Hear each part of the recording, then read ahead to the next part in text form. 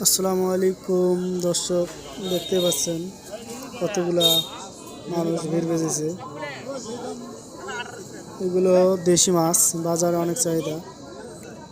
এক থালা মাছ নেওয়াইয়া অনেক দাম চাইতেছে 2000, কেউ বলতেছে 600, কেউ বলতেছে 500, কেউ বলতেছে 800, কেউ বলতেছে 1000। জানি না কে নেবে এই মাছগুলো। দেশি মাছ অনেক চাহিদা, দেখতে পাচ্ছি কিভাবে ভিড় বেজেছে। উনি বলতেছে 1000 টাকা দেবো,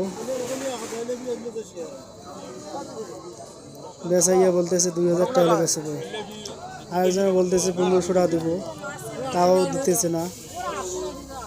খুবই সুন্দর মাছ, কে জানি এই মাছ নিয়ে যায়। দেখতে পাচ্ছেন, সাথে থাকেন, দেখতেছি কে নিয়ে যাইতেছে।